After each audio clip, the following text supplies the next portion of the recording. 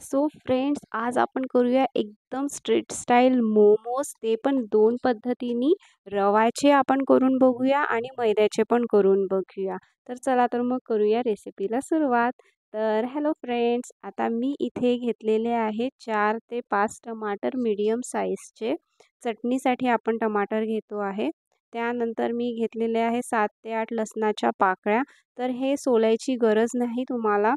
याच्याने खूप छान टेस्ट येतो, अगदी स्ट्रीट स्टाईल. सो तुम्ही पण नक्की असं करून बघा. सोलायची गरज नाही आहे लसूण चटणीसाठी.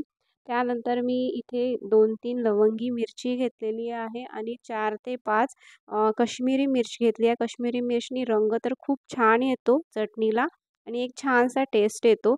जर तुमच्याकडे असेल तर तुम्ही नक्की ॲड करा काश्मीरी मिरची. त्यानंतर मी इथे पाणी टाकून याला छान आपण शिजू देऊयात. तर दुसरीकडे आपण पत्तागोबी छान कापून घेऊया आणि शक्यतोवर पत्तागोबी तुम्ही फ्रेश वापरा स्टफिंगसाठी, त्यामुळे छान टेस्ट येतो. शिळी नको आहे पत्तागोबी. त्यानंतर मी एक गाजर घेतलेला आहे आणि थोडासा कांदा. गाजरला चॉप करून आपण छान जे माझ्याकडे चॉपर आहे त्याच्याने मी छान बारीक करून घेणार आहे. आणि इथे मी हे ओल्या कांद्याचे वरचे डोल घेते आहे. तुमच्याकडे साधा असेल तर तुम्ही साधा पण घेऊ शकता. यामुळे छान टेस्ट येते आपल्या स्टफिंगला. सो मी ओल्या नारळाचं घेतलेलं आहे. त्याचे छान काप करून घेऊयात आणि जर तुमच्याकडे चॉपर नसेल तर तुम्ही मिक्सरमध्ये पण छान बारीक करू शकता किंवा चाकूने किंवा विळ्याने छान बारीक कापून घेऊ शकता पत्तागोबी आणि गाजरला.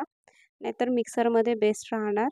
सो इथे मी लसूण, अद्रक आणि मिरचीची पेस्ट करून घेते आहे आपल्या स्टफिंगसाठी. सो तुमच्या आवडीप्रमाणे तुम्ही जेवढे तुम्हाला तिखट हवं असेल तेवढं तुम्ही लसूण आणि मिरची ॲड करू शकता त्यामध्ये. सो इथे मी ना मोठ्या भांड्यामध्ये हे चटणीचं काढलं आणि मी यामध्ये मीठ ॲड करून घेतलेलं आहे. आता चॉपरनी आपण छान आपले जे गाजर आहे आणि पत्तागोबी आहे त्याला छान बारीक करून घेऊयात. आणि दुसरीकडे मी ना 2 ते 3 टेबलस्पून कॉर्नफ्लोअर घेतलेला आहे. त्यामध्ये छान थोडं-थोडं पाणी मिक्स करून त्याची छान एक पेस्ट तयार करून घेऊया. आणि ही पेस्ट आपण अर्धी आपल्या चटणीमध्ये मिक्स करूया. जेणेकरून आपल्या चटणीला खूप छान असा थिकनेस येईल. आणि छान टेक्स्चर येतो यामुळे चटणीला. तर तुम्ही पण नक्की ॲड करा. आणि इथे मी खडी साखर ॲड करते. तुमच्याकडे साधी साखर असेल तर 1 चम्मच तुम्ही साधी साखर ॲड करू शकता. सो इथे मी ऑलिव्ह ऑइल घेतलं आहे. तुमच्याकडे साधं असेल तर साधं पण तुम्ही यूज करू शकता, पण शक्यतोवर सरसोचं तेल टाळावं. त्यानंतर ही पेस्ट मी ॲड केली आहे, कांदा ॲड केला आहे, त्यानंतर पत्तागोबी आणि गाजर ॲड करून घेते आहे आणि त्याला छान मिक्स करून घेऊया. त्यानंतर मी यामध्ये ॲड करते आहे मीठ, थोडंसं काळी मिरेपूड आणि हे जे स्टफिंग आहे त्याला हाय स्पीडवर शिजू द्यायचं पूर्ण पाणी आटेपर्यंत छान.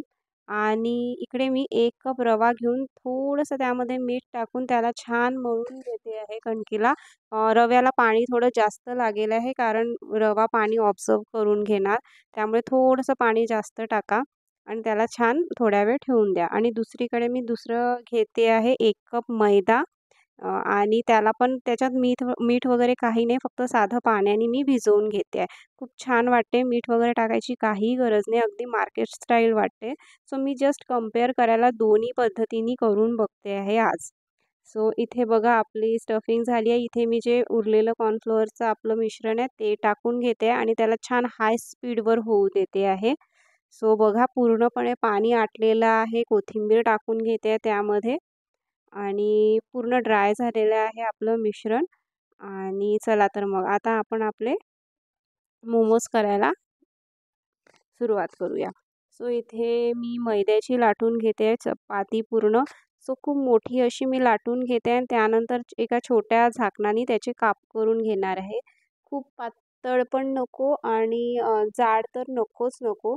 अगदी जसं पोळीपेक्षा थोडंसं पातळ लाटण्याचा प्रयत्न करायचा मैद्याची.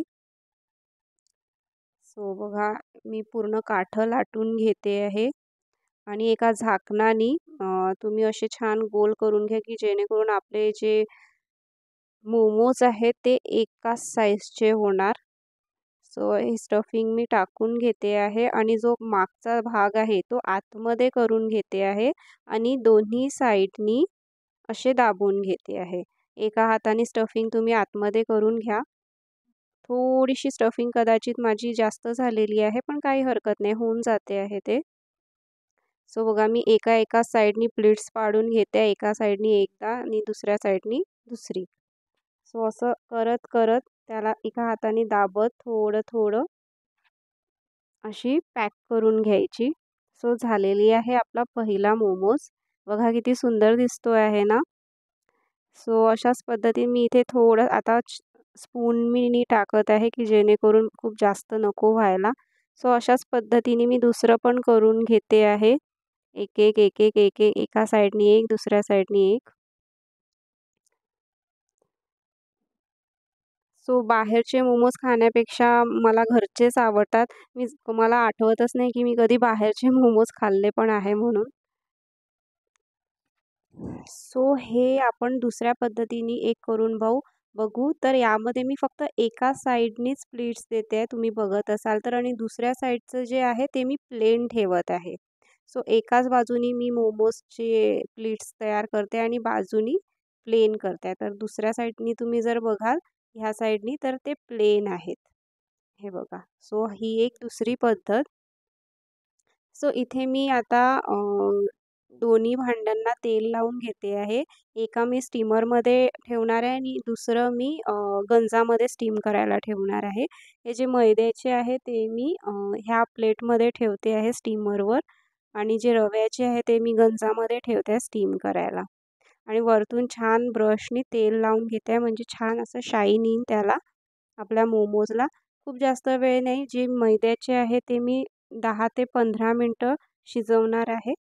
आणि इथे मी चटणी बारीक करून घेते आहे मिक्सरमधून. पूर्णपणे थंड झालेली आहे आपले जे टमाटर होते. आणि यामध्ये मी आता थोडंसं मीठ जे कमी झालं होतं आणि ऑरेगॅनो हे मिक्स करून छान मिक्स करून घेते आहे. आणि जर तुम्हाला थोडं तिखट पाहिजे असेल थोडीशी चिली फ्लेक्स टाकू शकता. आणि जर फिक्कं पाहिजे असेल तर काही गरज नाही. तर झालेले आहे आपले मोमोज, बघा किती छान झालेले आहेत. तुम्ही पण हे मोमोज नक्की करून बघा आणि मला सांगा नक्की की तुम्हाला ही रेसिपी कशी वाटली. मी वरतून थोडेसे ऑनियन टाकून घेते आहे. सो झाले आपले मोमोज. करूया आपण आता प्लेटिंग. आणि तुम्ही पण हे मोमोज नक्की करून बघा ही रेसिपी आणि मला सांगा कमेंटद्वारे की तुम्हाला कशी वाटली ही रेसिपी. तोपर्यंत भेटूया नेक्स्ट व्लॉगमध्ये. तोपर्यंत लाईक करा, शेअर करा, कमेंट करा, सबस्क्राईब करा. तर चला तर मग करूया आपण टेस्टिंग. ओ माय गॉड, खूप गरम होतं. सो खूप छान वाटते मला, काही असं फरक नाही वाटत आहे मैद्याचे आणि रव्याचे. तर मी तर नेहमी रवाच प्रिफर करेन. सो चला तर मग भेटूया नेक्स्ट व्लॉगमध्ये. बाय.